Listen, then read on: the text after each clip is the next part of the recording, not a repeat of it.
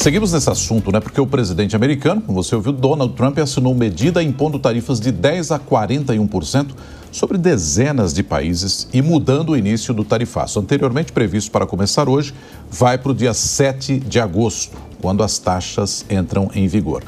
O Canadá, vizinho ali dos Estados Unidos, será taxado em 35%, já a partir desta sexta, conforme ameaçado por Trump em carta enviada nesse mês. Antes, a tarifa do país era de 25%.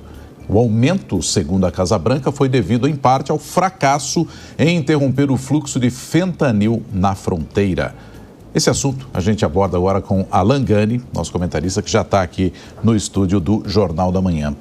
Gani, como é que você vê toda essa taxação? A gente até comentava aqui antes de você entrar no ar, os mais variados países, alguns, entre aspas, inexpressivos no que diz respeito ao comércio internacional, mas também sendo taxados. Bom dia. Bom dia, Nonato. Bom dia, Soraya. Bom dia a toda a nossa audiência. Eu vejo, claro, com muita preocupação, porque torna o mundo mais inflacionário, inclusive para o próprio Estados Unidos. Vamos lembrar ali que os Estados Unidos compram energia do Canadá, compram celulose do Canadá, uma série de matérias-primas do Canadá, e agora você tem uma tarifa de 35%. Não só isso, você pega a Índia, que é um grande país exportador, muitos falam até que será a nova China, né, substituindo toda a produção chinesa ou parte da produção chinesa, empresas migrando para lá também, tarifada em 25%. Ou seja, o que a gente sabe é que o livre comércio entre as nações possibilitou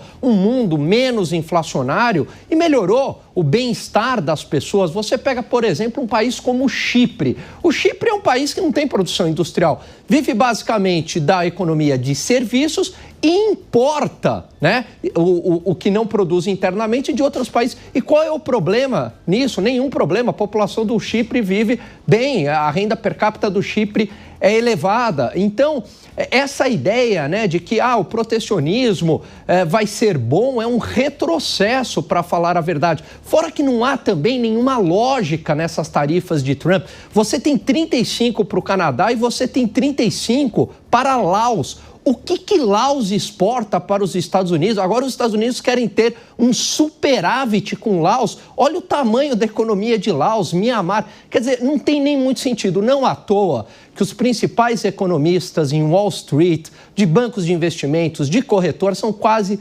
unânimes em criticar as tarifas de Donald Trump.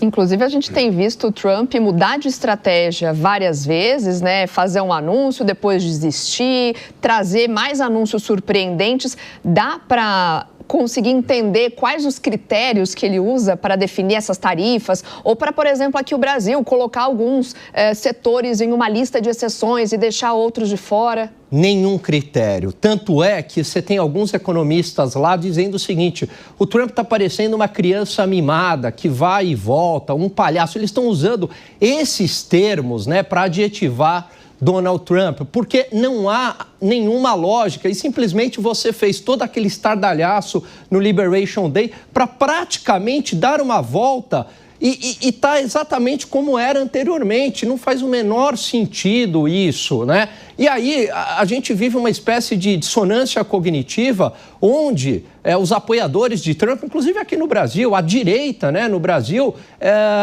comemorando o tarifaço. Eu nunca vi isso, porque, na verdade, o pensamento de direita, liberal, conservador, é o contrário. Você é pró-livre comércio, pró-livre mercado. Agora, é uma espécie de dissonância cognitiva de comemorar as tarifas de Donald Trump, tornando o mundo mais inflacionário e com menor crescimento econômico. E aí não dá nem para saber se foi um recuo da parte dele também, né, em caso aqui do Brasil. O que eu vejo, Soraya, é que, na verdade, a globalização ela chegou num ponto tão grande, né, que é muito difícil hoje você voltar atrás. Então, talvez o Trump gostaria até de tarifas maiores, só que ele não consegue colocar isso na prática, né, mesmo com a China, que trucou, que elevou a aposta, porque a globalização está aí e não tem mais como você voltar atrás. Agora, ele coloca essas tarifas, vamos ver se ele novamente não vai mudar de ideia. O ponto é que o mercado já não está dando mais muito crédito a Donald Trump, tanto é que hoje a bolsa cai, mas não cai como caiu lá no Liberation Day.